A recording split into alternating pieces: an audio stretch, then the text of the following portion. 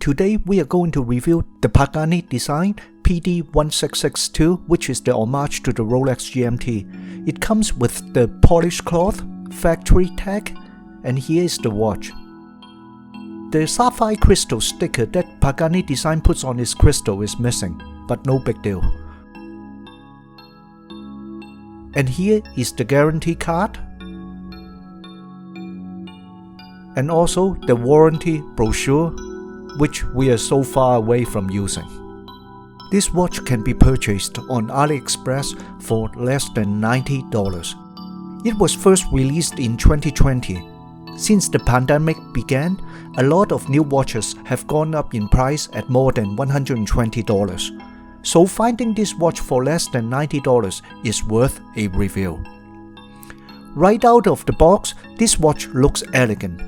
Pagani matches details of the original Rolex GMTs such as the color schemes, indices, and the Mercedes hour hand. It has 10 bar water resistance.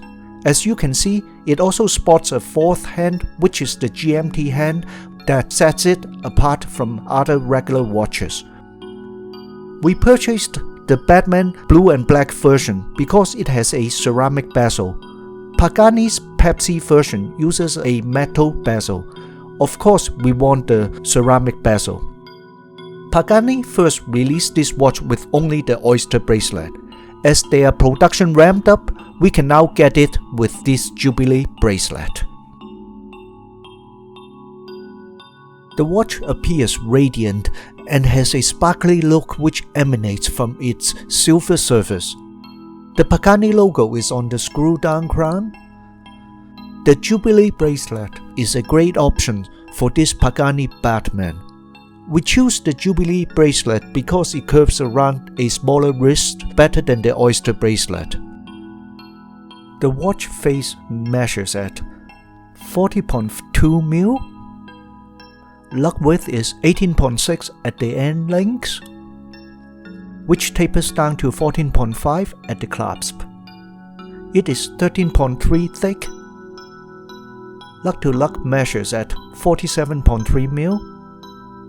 End link to end link is 51.4, which is how it wears. This watch honors the original Rolex design, Batman color with a 60 clicks ceramic bezel.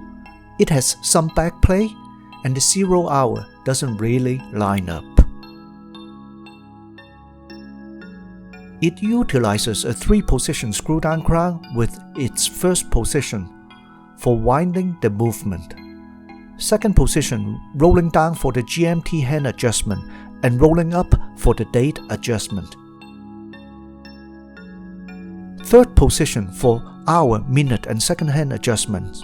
It is a hacking movement which stops the second hand. The screw-down crown is well threaded, and I'm confident that it will shield water from going in. Turning to its side, it has a sign crown with Pagani logo on it. Both sides of the watch are well polished. The Jubilee bracelet has brushed finish on its outer links and polished finish on its center links. The nature of Jubilee bracelet is a little loose, but it will contour wrists better with its smaller components. The clasp has a double lock. The older Pagani clasps were hard to open, which I had to struggle with my fingernail to yank it open. This time, Pagani has much improved the clasp actions. I can open them at ease.